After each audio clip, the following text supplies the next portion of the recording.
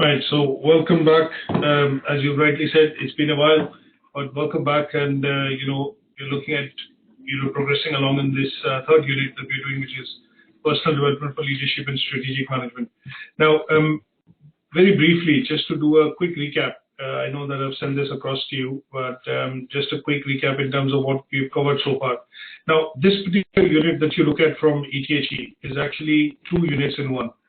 Now, the first unit is basically all about personal development and how you look at managing your personal and professional development as you grow in your career, in your job. So it is basically to do with understanding your skills, your knowledge, your experience, and how you would utilize that at some stage to develop your leadership and management skills. So that's the first part of that unit. The second part of this unit is to do with understanding the role of strategic management in the organization. So this is a bit of a chunky unit in the sense that there are some objectives which have been combined from a unit called personal leadership and development, and the other is strategic management.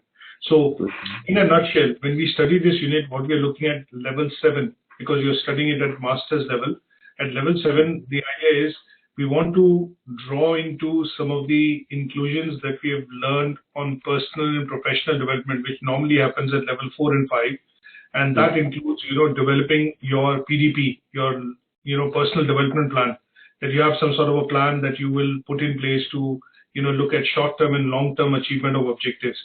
So we talk about SMART goals there, and just to give you an example, it could be like I want to develop, say, I want to learn a second language. Say I want to learn Spanish. Now, what I do is I want to learn Spanish. I also, want to progress in my career. I want to go from, say, X level to, say, from a manager to a general manager level. Now, all this people actually document in their head. They have this planning in their head. But when we document and create this plan in terms of a development plan on paper, it takes the form of something called a PDP, or a personal development plan. And a personal development plan is normally a working document which tends to focus on something, how you're going to develop and how you're going to, basically look at developing new skills and, looking at basically gaining new knowledge, which will help you to do something, which will be helpful for you in terms of your career or in your work life, even on your personal life. Now, this is how a template looks like. And when we look at this, I'm just going back slightly because this is at level 4-5. And when you develop a personal development plan, you keep a planner with you in some sort of a table or a form to keep track of how you are going to achieve those goals. And when we talk about goals, we talk about SMART goals because everything has to be finite, it has to be achievable, time-bound, realistic, and measurable. So what you do is a PDP template allows you to kind of put your thoughts into some sort of a planner. And once that planner, basically is available, it kind of takes you into a kind of a standard, template, which allows you to plan how you're going to go towards that goal.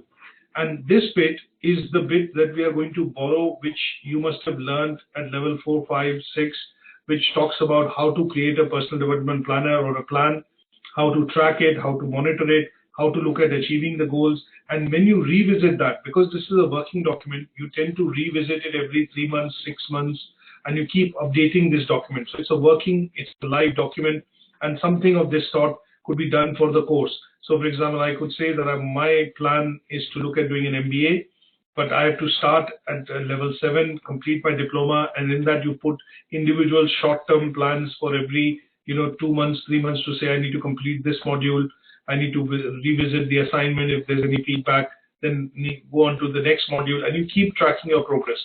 Now, that bit, when you have done this for a number of years and you've worked, what tends to happen then in that case is because you've been working and you're building experience, skills, and knowledge, over a point in time, what we are looking at this stage in this unit would be to understand what skills have you developed, not how you've developed, what skills have you developed, and the skills that you've developed, what we need to be able to use is use those skills and knowledge to see how can that contribute towards the development of an organizational strategy.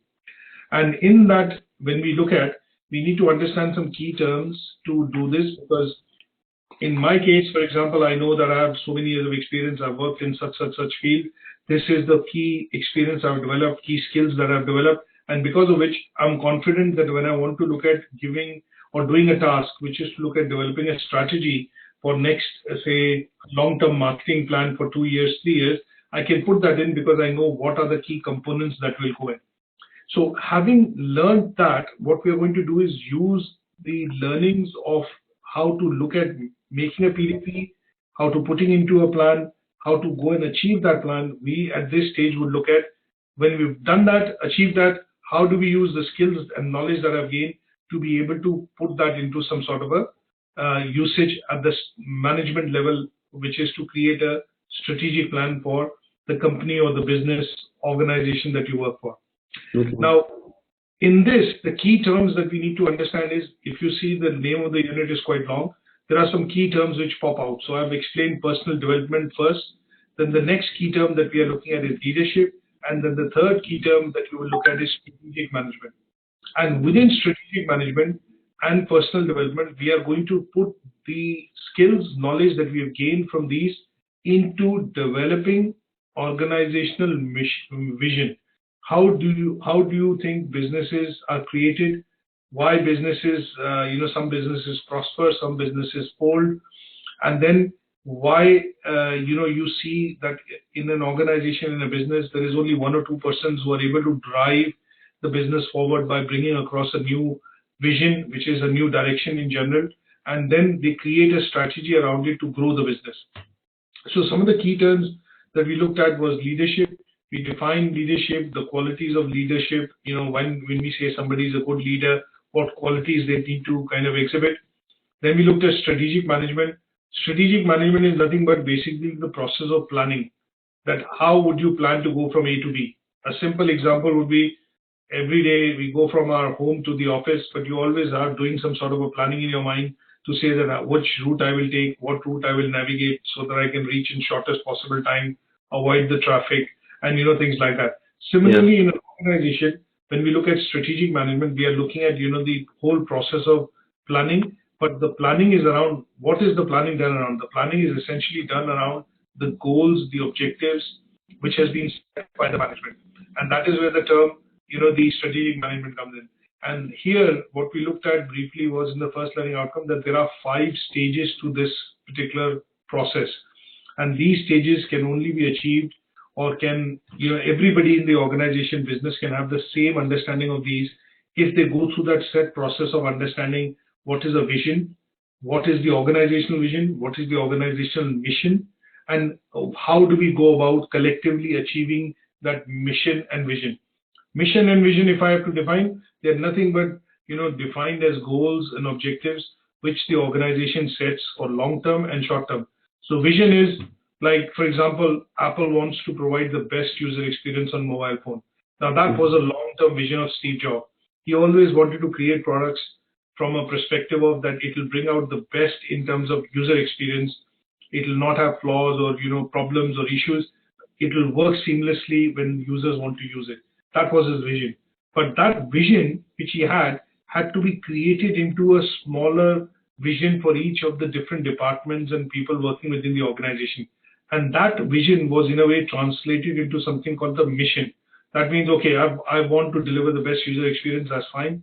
But how would you deliver? So you choose a product. So he came across with iPhone. In the iPhone, he put together a team, and different teams worked on smaller, objectives. And these smaller objectives then at the end of the day culminated in the launch of the product. And that saw the vision being translated into a mission that, okay, you started with the iPhone, then came the iPad, then came the iWatch, and, after which, Tim Cook took over, and he's been following through on that path of the vision set by the company that whatever we want to do, we want to bring the best out in terms of user experience, products which customers love, and all that stuff. So that bit we understood under something called the strategic management, and that's a 5-step process. Now, if I put this together into what that has got in terms of relation with leadership and strategic management, we talk about, something called the organizational vision and strategy. And this is something which is defined, as I gave you an example of, Apple, but maybe also when you look at Starbucks, they have, a 6 points in their vision and mission statement. And when you look at that, they basically talk about, some of the large companies like Amazon, and, when you look at Starbucks, they have a vision that this is what they want to do, which is basically the ethos of the organization. Why does the organization actually exist? And the mission translates into smaller objectives which they are trying to accomplish. And then we went into a bit more detail to understand, what is mission, what is the purpose of having it, what is the link of vision with the strategy of the organization. Then we looked at this particular framework, which is a triangular framework, which talks about, that, okay, vision is always on the top, then vision gets converted into mission, and the mission that leads to the creation of products, services, which the company then sells and gets profits. And I took the example of Starbucks, the 6-point step process, the POLC cycle, which basically looked at explaining this learning outcome in a bit more detail. We also looked at the concept of leadership versus management. We know that there are differences between being a leader and a manager. Manager is more operational, leader is more, long-term, visionistic. They are more focused on the strategic aspect. Managers are more focused on the operational or the immediate aspect of getting the task done. And that basically covered, the first aspect of the learning outcome 1. But here, when we compared leadership and management and the skills which are required to be in that role, we looked at classifying those in terms of differences or basically, some sort of a comparison. But we did that with the 3 key terms. Vision, how is vision implicated in terms of management, and how vision is seen in the case of leadership. Then we looked at execution, and then lastly, we looked at, outcomes. So how do leaders and managers look at leadership, look at management, look at vision, strategy, and mission of the company. And then towards the end, we summarized on, 2 aspects, which is the merit and the distinction task of talking about what are the qualities which are required. And then when we know the qualities required, how to rank these in terms of ranking. So we looked at the ranking of, skills which good leaders need. And this was the ranking. And this ranking to a certain extent was required because we wanted to understand what comes first. How can the person be considered as a leader, even, say, for example, if they don't have these skills. So the skills also have to be ranked. You cannot have a leader who is good at, say, for example, change management. Sometimes you will see people are brought into the organization to do certain specific jobs, little projects, like to bring across a change or to look at the implementation of a new software or a platform. But then those tend to be project-based. But when you look at long-term, how do you rank these skills? And then I kind of culminated that, finished that session off by understanding a difference between strategy and operation. So we want to understand when you are a leader and you want to look at, when you are in that leadership position, how do you look at strategy and how do you look at operations? So you will sometimes feel that Tim Cook, for example, sticking to the Apple example in learning outcome 1, he was more of a leader than a manager because he was looking at the vision of creating new products which will bring in revenues for the company. So he worked closely with engineering, product engineering, design to create those products. But when we look at the operational side of things, the operational side of things were managed by Tim Cook, who was the chief operating officer at that point in time. And he was most focused on, running the manufacturing, the operations, making sure the efficiency is there, and ensuring that products, once they are, availability of the products and services is available across the board when it came to, looking at Apple.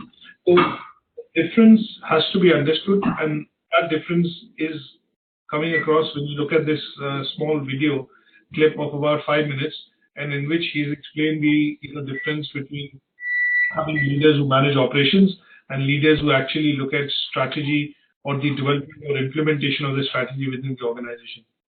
So that was learning outcome 1. Now in learning outcome 2, we are going to be looking at taking what we've learned a bit further. And here the idea is to understand how leaders communicate, their vision. So Apple's understanding in terms of what they wanted to bring across, he knew that I want to bring something across, which could be a phone, could be used for email, camera, messaging and all that. But the product wasn't in existence. He had that vision. When I say Steve Jobs, he knew that I want to create something which could do away with the keyboard, be less bulky, have a bigger screen, but the finished product wasn't there. So what he wanted to do was, in his stage as a leader, he was more focused. He was actually looking at focusing on creating the product, but also in order for others in the organization to understand what he meant and to work on that vision, they also needed to have a common understanding of what he believed in terms of doing. So in this case, in learning outcome 2, what we're going to do is, how do leaders actually communicate their ideas? How do they communicate their feelings, ideas to others within the organization, so that they can understand that and then get behind that particular idea to create products and services which the person is asking them to create. So learning outcome 2 essentially is focused on 2 aspects. One, to understand how leaders create vision, and then how do they disseminate or basically make others in the organization understand this vision. And the second would be, how does this vision correlate to different stakeholders within the organization? So how do you understand when I say that we want to get this done or by this and this date? So what is that understanding of the task which has been given to an employee, to a contractor, to a supplier, to maybe somebody who's external to the organization? And that is what you need to understand in learning outcome 2. So we will discuss the the importance of organizational vision from a point of view of different stakeholders. It could be shareholders, it could be employees, it could be contractors, governments, people who are external to the organization, and that is where we will try and understand. And towards the end, what we're going to do is trying to see how do you do a bit of analysis to understand the impact of the vision on the working of the organization. So in this case, we are going to look at 1 or 2 key frameworks, and the idea would be to try and understand what could be the tools used to analyze or to understand the impact of the vision into the workings of the organization. Is that okay? Yes, I'm with you. Okay, good stuff. So now going and expanding to the making this slightly bigger so that it's clearly visible. Now, okay, what we want to do is just look at in terms of the connection of leadership and vision.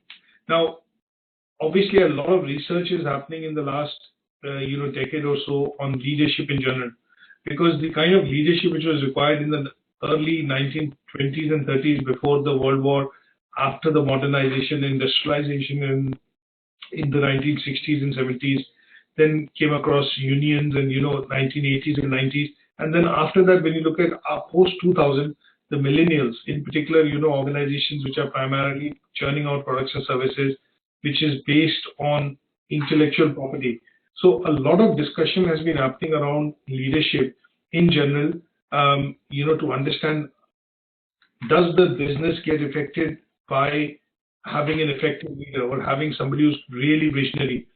And time and again, it has been proven that, sometimes you will see that organizations function, but they function primarily on the basis of, having managers which are basically in the shoes of, working as leaders, but not essentially leaders who are actually doing the leadership in terms of creating the vision for the organization. So typical statistics which is available is, it says only 3% of typical business leaders actually spend time in, creating vision for the organization. Most of them seem to be drifters. So when you look at large organizations like IBM, you look at Apple, you look at Google, Amazon, you look at Tesla. Here you see that some of these people are being talked about more in the news than others. So if you see Amazon, Jeff Bezos, he's primarily in or out of the news pretty much every week. You look at Elon Musk from Tesla, he's talking about things which people have not heard of or are not seen in terms of people which discuss in the leadership position.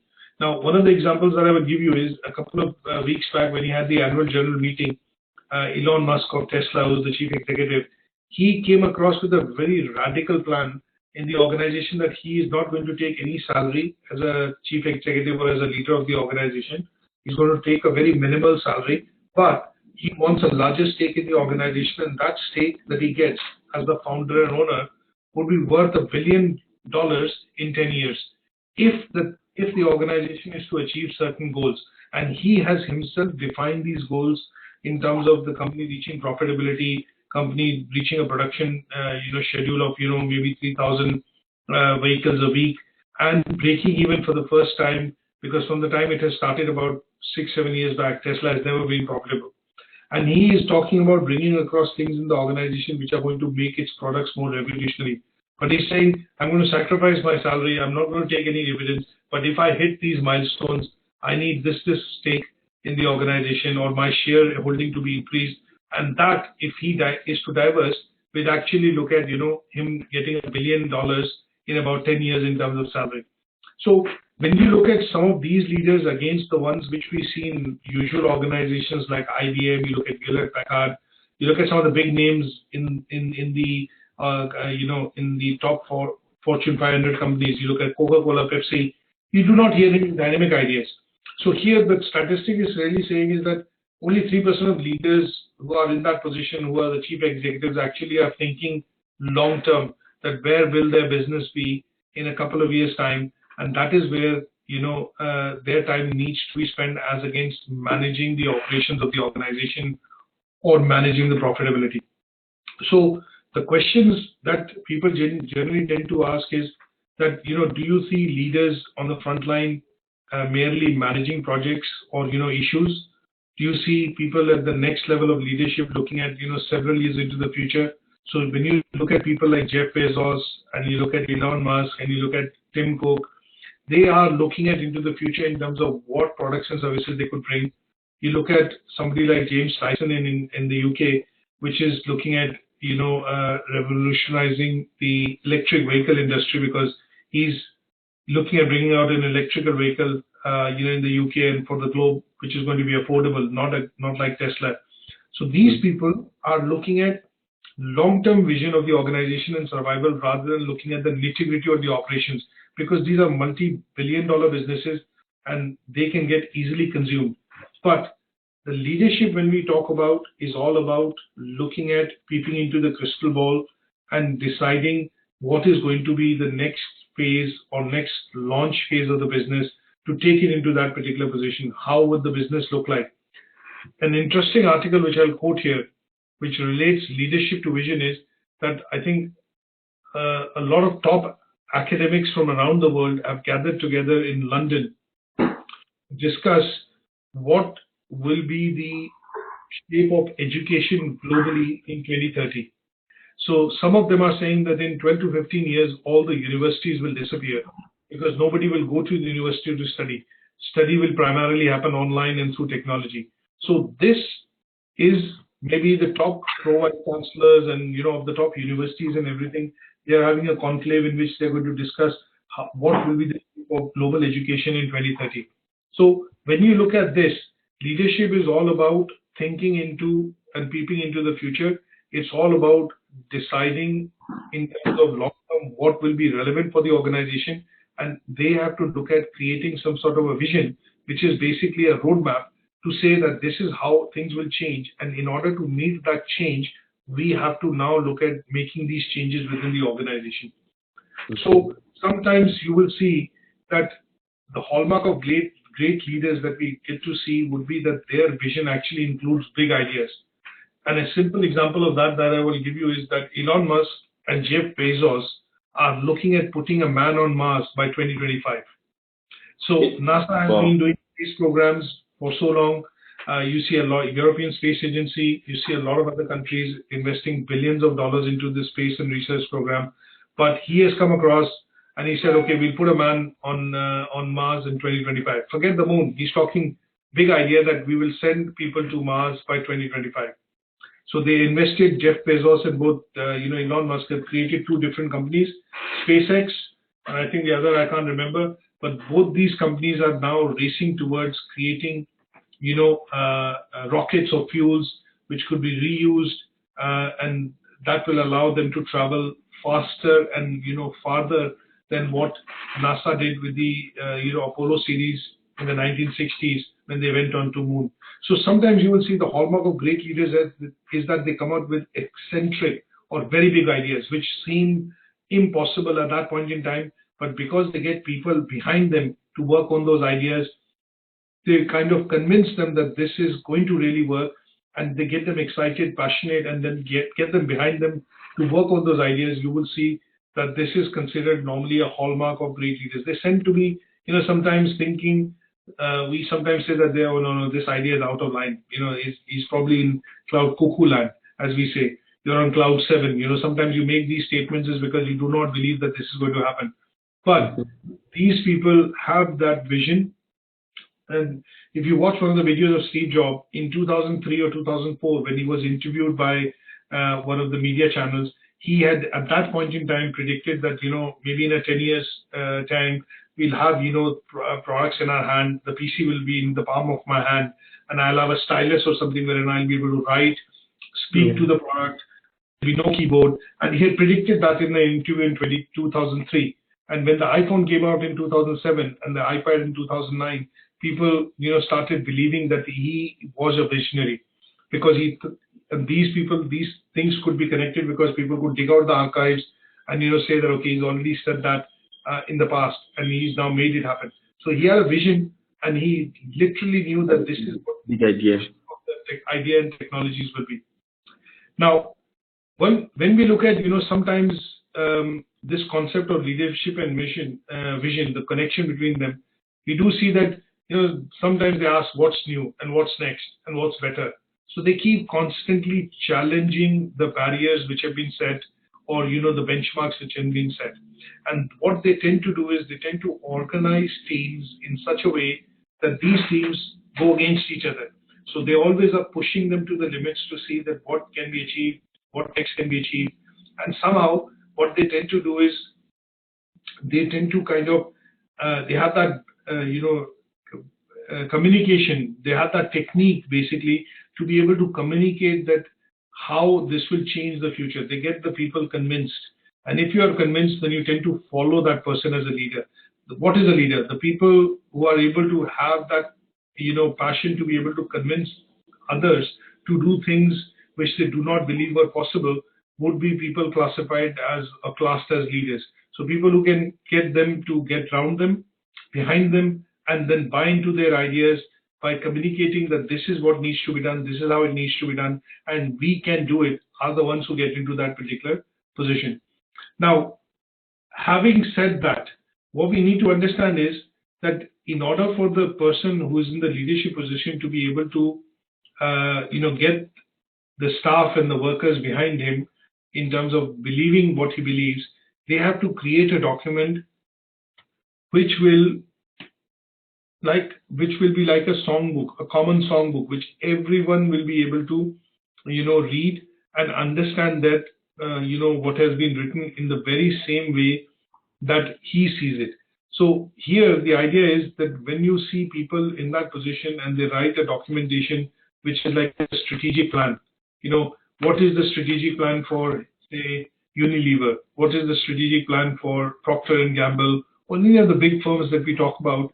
What is their plan for the next 5 years? What is their plan for the next 10 years, 15 years? So when you look at those documents are nothing but visionary documents created by people in the leadership position, because they have the ability to be able to peep into how things will shape up in the next few years. And what they do is they create a document which then is circulated within the organization to understand that today we are here, tomorrow we are going to be there, in terms of revenue, turnover, employees, products, services, and all of this is clearly defined. So when we look at creating a strategic plan, which everyone understands and has a common understanding of it, that means that the leaders need to be able to create a document which shares their vision through that document so that everybody has the same understanding. An example that I put up here is when you look at the sat-nav or the satellite navigation, which is in your car, and when the mapping has been done, say by TomTom or a lot of other such vendors, they've traveled the same route, they've gone through the same roads, and the directions are exactly the same. So when this is installed in everyone's car, everyone which is going to a particular destination from one to the other is following the sat nav blindly, right? And because you have trust on the sat nav that it will get you from location A to location B, you kind of almost have something called a blind trust on how it is going to take you, and it will take you to the right location. So in this case, what has happened is that the companies have been able to map the routes, and these routes, when they have been mapped, they all, if you put a postcode down and you go from one postcode to the other, then it is almost certain that the sat nav will take you from one postcode location to the other in a matter of minutes or hours or whatever, depending on the destination. But it will follow the same exact route, the same exact directions it will give you, whether you are in car A or you're in car B or you're traveling in something else. But the directions will remain the same. So similarly, the leaders have to create a vision which primarily is having a common understanding, whether it's the employee at the front desk, the employee in the management, middle management, senior management. They all have to have the same understanding of that vision. Is that okay? Yes, okay. When we look at the four different things in terms of what does the vision, where does vision sit in the organizational strategy, and when we look at strategic management, we look at leadership and management skills. Each of these are different pillars, and what the leaders will have, they do, and they are very good at doing, is that they are able to create the mission of the company, and then once we know that the company is existing and the product is existing, they are able to define the purpose of that particular product or service, and then at some stage they are able to stretch it. I'll give you a simple example here. We know that the fizzy drink companies, Pepsi, Coca-Cola, a couple of them are under a lot of pressure over the years because a lot of research has shown that drinking the fizzy drinks leads to obesity, it leads to other health problems. And what they have started to do now as companies is they've acquired a lot of other sub brands, and they have started to come out with healthy options. Like when you look at Pepsi acquired a bottling company, which was fresh water bottling company, Aquafina, and they about 10 years back understood the trend that when people are thirsty, they will have the drinks, but because of the negative effects of the fizzy drinks on the health and other research which is coming out, they knew that a lot of backlash is going to come. So some of the people in the leadership position who were at the helm of Pepsi and Coca-Cola at that point in time decided that we need to diversify this business, because if we do not diversify or have other supporting brands within the business will have a lot of backlash, or because as the science and improves and the health studies and data come out, it is going to be detrimental for the business in terms of profitability. So they created a vision that we need to be a drinks company, and that drinks company will provide all types of drinks, whether it's bottled water, fizzy drinks, fresh juice drinks, things like that. And what they've done is their core businesses remain the same, which is producing Coke or Pepsi, but they've acquired a lot of other brands over the years in order to portray some sort of a healthy image and manage the corporate social responsibility. And that has happened because the leaders at that point in time sensed that 10 years down the line, the situation is going to be different. And in order for them to achieve and still be sustainable working businesses, they created a vision which was then slowly and gradually followed in terms of, acquiring some of these brands. Now, the company's mission and vision are two broad pillars. But what we look at is the vision and mission are macro or very top level documents. They need to be converted into something called values and goals.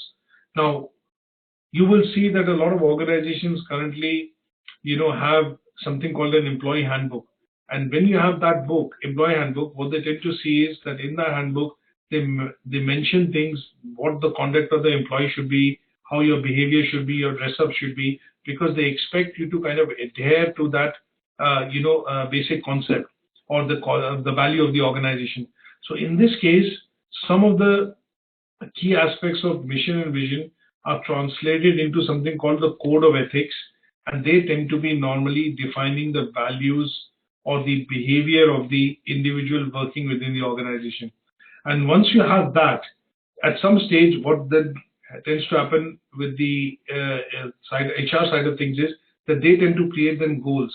Okay, you're working in which department? This is your goal, this is your job description, and that is where the goals tend to come in.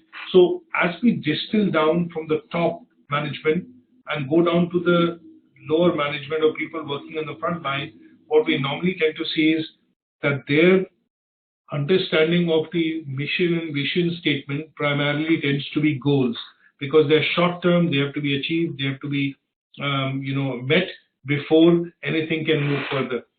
So we need to have a very clear understanding in terms of how the mission and vision of the company can be related to the organizational strategy, and then to a certain extent how this is then translated into a document which then is used by employees at various levels or hierarchies of the organization to translate that into working or implementation on a day-to-day basis.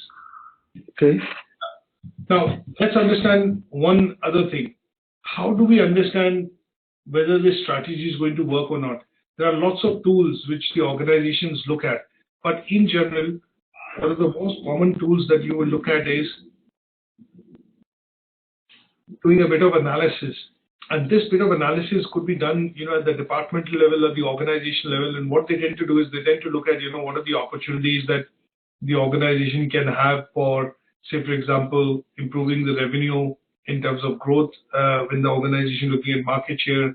And the other bit that you look at is because of the work-life balance now being important within organizations. You look at the Google campus, you look at Facebook providing a lot of, soaps and incentives to the employees. They want to look at, providing a balance to the employee when they work within the organization, and that is to look at improving their overall work-life balance to the, providing healthy facilities, amenities, which will allow them to feel at home when they are working.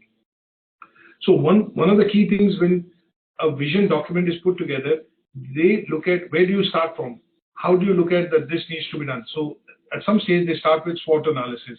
They will look at, okay, if you pick up a company like, say, just one company, if I pick it up and I say Apple. Apple always, at any given point in time, has to do a SWOT analysis to see, it's one of the biggest competitors, which is Samsung. You look at Samsung Galaxy, you look at some of the other products. So they are always doing a bit of benchmarking and comparisons with regards to their competitors to see what are their strengths vis-a-vis competitors, what could be their weakness which the competitors could capitalize on, and what could be the opportunities and threats which could kind of affect their business or their bottom line.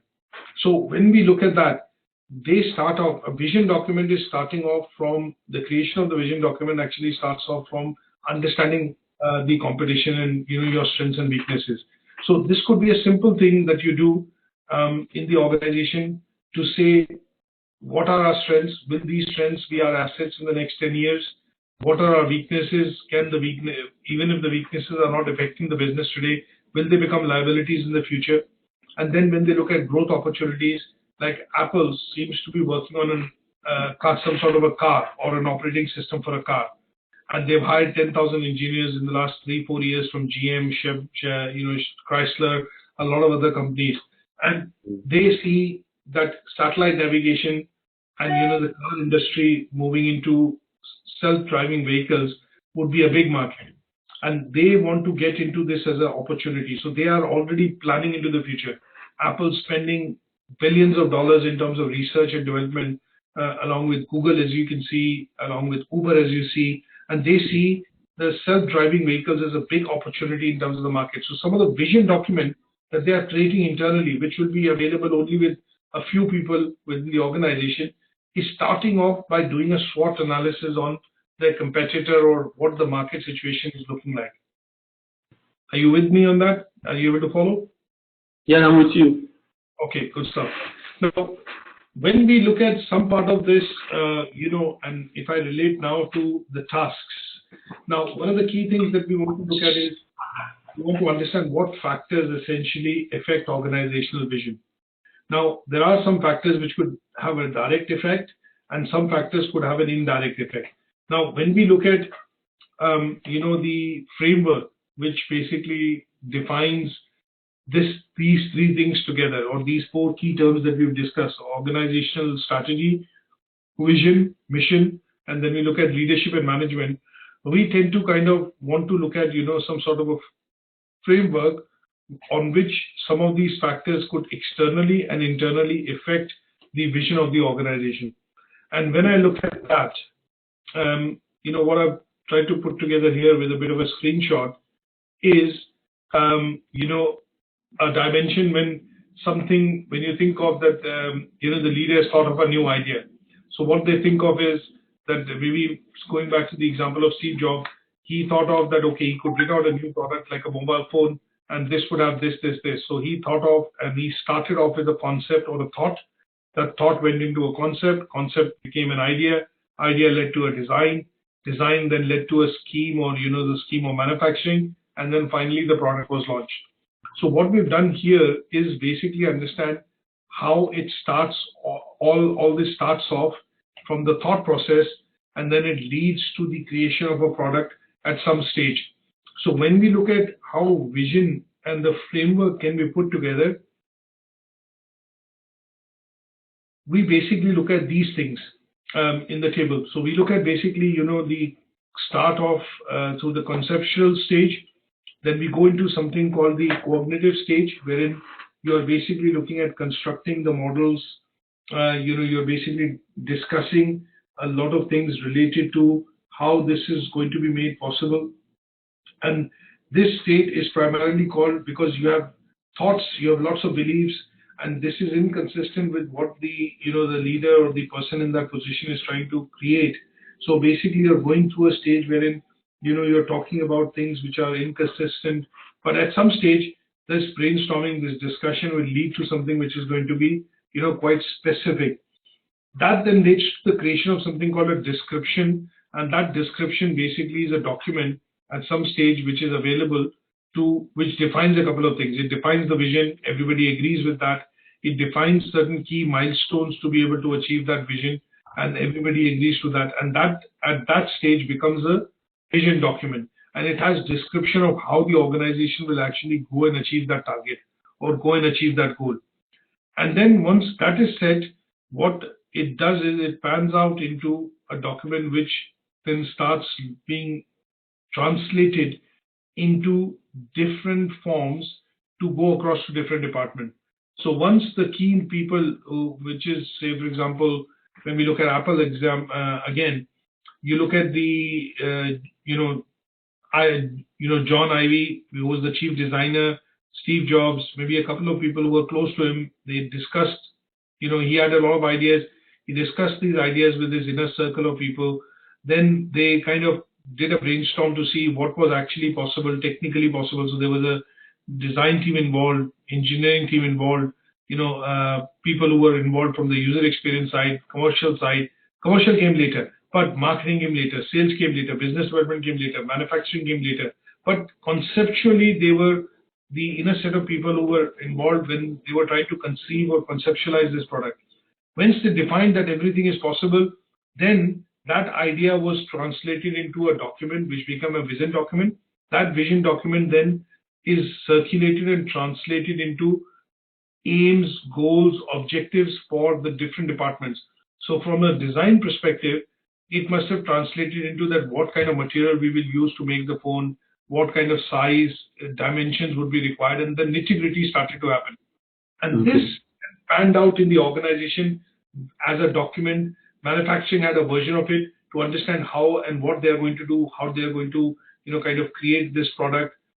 Engineering had, other set of challenges to understand from that document that what technologies would they integrate to. Does Apple have everything, or do they need to kind of collaborate with others? Then manufacturing looked at sourcing of the material and, the key things required. And similarly, this document then became a broad document. And this broad document then had understanding which each department needed to have to be able to create the finalized or the finished product. And because they had different approaches to reach that goal, to bring that final product, but the common thread tying all the departments was, the vision document created that this is what the device will actually entail, stand for in the market. And that is something which is defined here in terms of, the dimension of vision. When leaders create the vision, that is what they look at. Now, thematically, if you have to understand pictorially, if I have to understand this, how everything comes together, we look at this particular diagram. So you have leader, or the person who creates the, is basically going to give the vision. He's the person, the leadership person basically looks at, giving the vision. And once the vision is created, this vision, then, he discusses with his inner circle of people who are directly involved. And at some stage, he takes ideas, he might bring in purpose, some of the core values of the company.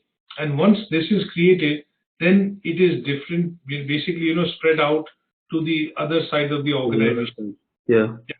So that is what the thematic network, looks like, that when a particular idea internally is thrashed on and, finally, achieved. And then after that, what they do is they disseminate it to the organization. Now, if I have to look at, understanding what key factors could, kind of take this off course, which could put this off the track, again, would be key factors which are discussed in this is that if the leadership changes, suddenly you'll have somebody who came into the organization after the demise of Steve Jobs, and, there's a change of plan, there's a change of approach, and because of which what they tend to do is they basically look at, changing the whole game plan. So because of leadership, this could change. It could also be that if the organization has a merger and acquisition with another organization, then the core values of the organization can get compromised. So in this case, what happens is that because the core values are merging with the core values of another organization, some of the key objectives might get, diffused, or they get diluted. So if two people or two organizations merge, they have different beliefs, different values, different mission, but at some stage they have to have a single mission, single value, or single vision.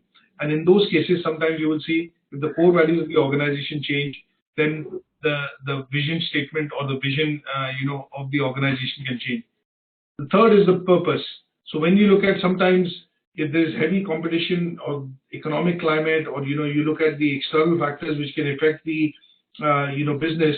So in that case, what can happen is that in those cases, sometimes you will see the, the vision of the organization can also change. And these factors could be external, these factors could be internal, but in general, this can also bring across a change if, if the business is going to be affected by the internal and external factors. Then sometimes you look at ideology. Now, the core belief or the ideals of the organization on which it stands. Now, a typical example would be because of the lot of pressure which Facebook is facing from the European Union, from the senators and, the White House in particular, and the Capitol Hill, they might decide that because they're storing a lot of information about users, if the government brings out a legislation or a law that you need to break this organization, like they talk about Google and Amazon, that these have become too big and they can use the loopholes, they can, these organizations can basically kind of in a way play with the law. So in those cases, if the ideology changes in order to save the business, especially on the basis of economic activity or say regulation, if they bring out a regulation that, we have to break up Google. So Google has probably sensed that already. And what they did was they formed a core company called Alphabet. All the patents and everything, all the majority of the IP which it has gone into Alphabet. But all the other companies, which Google owns, I think about good 70, 80 odd companies, which provide different services, have, are going to pay royalty to draw out that, core technology usage from Alphabet. So the ideology in the case of Larry Page, and, the chief executive of Google and chairman Eric Schmidt, is that they are kind of sensing that there could be a bit of a backlash because Google is seen as a big daddy which collects all data, Facebook. These companies are going to come under increasing pressure. And if their ideology is to change, that in order to protect the business, in order to, keep the company and the operations going because of a regulation which is brought in, then the vision of the company can be altered. So these are four broad factors which can affect, the communication, the vision of communication in terms of the vision of the organization when it is communicated externally. So tomorrow, if a law is brought out against Facebook, and it has to comply with that law. It could be that it has to make a fundamental change in the structure of its operation in terms of how it collects data, maybe break the company into 2, 3, whatever it is, in order to survive. And that would mean if that kind of a change comes in, it is an ideological change which comes because of the thoughts and ideas, maybe because of government regulation, which ends up changing the vision of the organization. Is that okay? Yes. Now, one thing I want to ask is, you gave the example of the Steve Jobs with Apple. Yeah. The idea came, there was leadership, and there was vision. Yes. Now, I'm looking at, for instance, when Steve Jobs was no more, yes, the vision still remained. The vision remained because maybe it was communicated down, the ideology, the purpose, and the core values was communicated down. Yes. What if in some other cases, maybe because of a change in leadership, it affects all these things? Would they still be able to achieve the vision in the long term? See, in this case, it's a good question, but just very briefly, if you concentrate, you've answered the question yourself. Now, what tends to happen is this document is created if it's a very small business, these ideas in this particular document might reside in just the head of the owner, maybe the director or the owner of the organization. But as the business begins to grow, a lot of organizations go into forming these basics of something called the mission, vision, and the ethos or the code of conduct of the organization. Mm-hmm. But as the organizations grow and the business grows tremendously, what these organizations do is they have somebody looking after creating something called the strategic planning, or working on the strategic planning in terms of the organization to see how will the business do in 1 year, 2 years, 3 years, 10 years, 15 years. But when you look at large organizations like Apple, for example, in this case, they have a 15-year strategy, they have a 20-year strategy, they have a 10-year plan. Now, this is known to the, to us or to the public is because there is a reflection of this plan in their annual journal report, which they print. They say that they are working on a set of new products which are going to be exciting, and these are going to be, providing robust revenues to the company and organization for years to come. So there's a pipeline of products which is there, and this particular document is normally a long-term document which is always present in organization. And this is a document which, you will see that there are different versions of it which is available. Steve Jobs, for example, might have just the top level version of it because he's the one who's created the document. But that document then is available with his inner circle or the top management, which has a more detailed document to say these are things which need to be done, these are things which need to be done. So a lot of organizations today employ leaders or people within a position wherein they look at doing nothing but strategic planning. They look at planning the business, how the business will be in 2 years' time, 6 months, 12 months, 18 months, 2 years, 3 years, 5 years, 10 years, 15 years. So in some shape or form, this document is there. And we do see the evidence of this document when you see, simple example, you go to a company's website and they have an about section, and within the about section, they have a few lines or, something which basically talks about what is their vision, what is their vision. And if I look at, just UK Versity, just to highlight what your point is, that who works on this, how, frequently is this worked on, and, who has access to this document. So if I just go and click on about, and, a case in point that when I started this in 2012, the idea was we had a bit of a, when I say we, I had a bit of a understanding that this is what I'm looking at creating, and in the long run, this is what it will entail. So if you see, there is something which is the purpose, and the purpose actually is nothing but, the mission of the organization.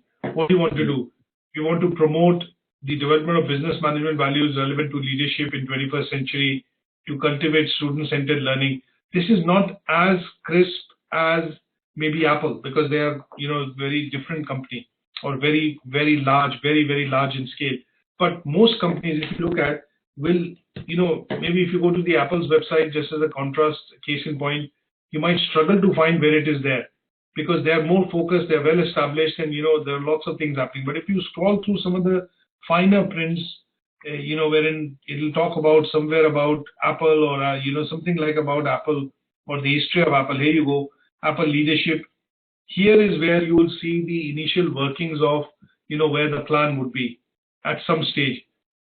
And there will be people who will be actually working on this plan day in, day out, because that is what they look at from a point of view of their role and responsibility for the company. There's such a big role. It might not be Tim Cook who might be working on this, but there will be people working within his team which understand what he means when he says certain things. And you have to drill down into basics of what you call the annual journal report to see how this is going to translate into, or where the vision document is. If I do a quick search for vision, say Apple's vision document,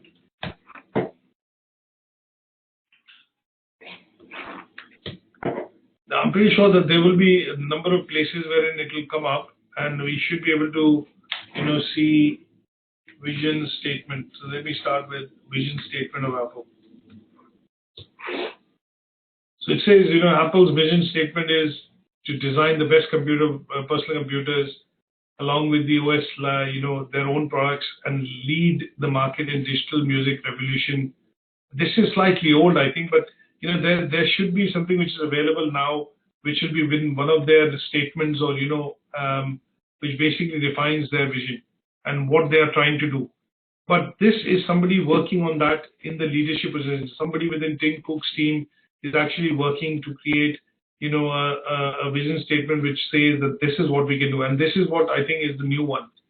We believe that the face of the earth to make great products that are not changing. We are constantly focusing on innovation. This is their vision statement. But what does it mean for me? They don't want to pollute the environment and blah, blah, blah. But what does this mean to me?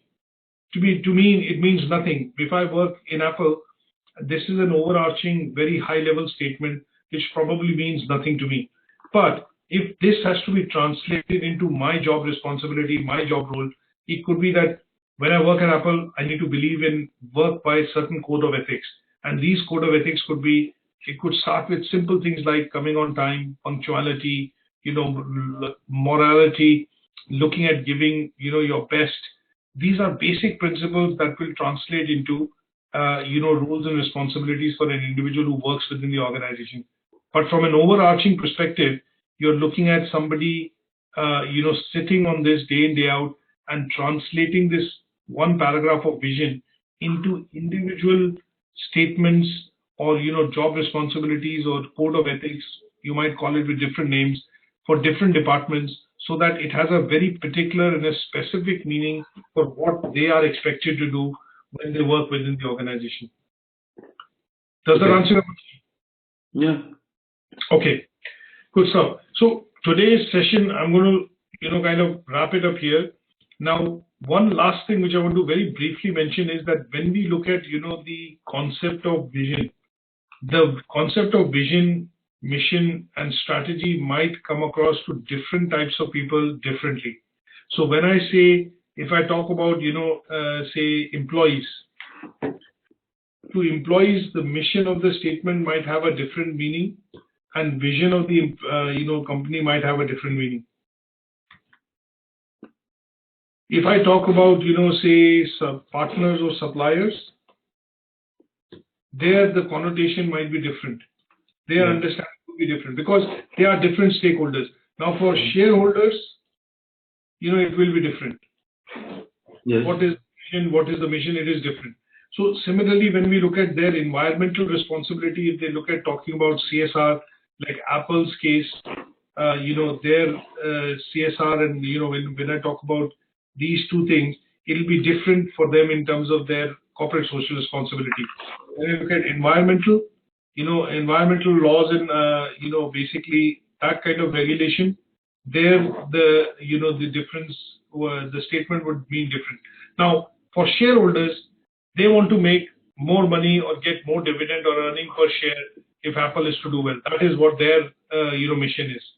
Yeah. So At the same time, when you look at from a corporate social responsibility perspective, Apple's mission is that they want to use products which are, environmentally friendly. They've done away with already products like, chemicals like or elements like arsenic, which are poisonous and can harm the ecosystem in terms when it goes into the land. Recycling, for example, these are their vision objectives, and they are trying to achieve them by trying to use products to create, raw material in the products, to create them using raw material which is going to be environmentally friendly, not harmful to the environment. So when you look at that, and from an employee perspective, their mission would be slightly similar because they are working directly within the company. Their mission has to be aligned with the company mission. So their roles and responsibilities are defined on the basis of what the company wants to achieve. Similarly, their understanding of vision has to align with what the company wants to achieve. So Apple wants to be the best place for people to work in the world, so they should have a good work-life balance. This is their vision long-term for employees. And in order to achieve that vision, what they've done is the campuses that they're creating, the infrastructure, the facilities that they give, the laws they abide by, the perks and incentive that they give, all contribute towards employee being loyal and wanting to work within a company like Apple. So the implementation of, not implementation, the interpretation of vision and mission could differ depending on the stakeholders within the organization. Yeah. So this is important because when you have experience and you have skills and you are in that position of management to create a document which defines the vision of the organization, something which lays down a future roadmap of where the organization is going, you have to do it from an angle or a perspective of that each of this has a different meaning and has an understanding for each type of stakeholder for which it is being written. So the vision might have a different document for employees, a different document for partners, a different document for shareholders, when you look at corporate social responsibilities and environmental laws. Is that okay? Yes, that is. Okay, good stuff. So with this, what I would do is basically, end the session here today. I'm going to upload the copy of this presentation onto Moodle, and along with this, I'm going to send a bit of a handout, which is about 10 to 12 pages. This is a bit of an extract from a research paper, which explains in detail how we can communicate organizational vision from a leader's perspective. How do leaders create a document and then send it within the organization for everyone to understand and be on the same understanding as they have? And then it basically talks about the factors which affect the vision, and then it will also put some emphasis on what are the ways in which you can communicate the vision of the organization to various stakeholders. Okay? Okay. Good stuff. So I'm going to send this presentation and the handout just after the session now. And as I mentioned to you, the other bit which I'm going to do is ensure that you receive the feedback summative as well as the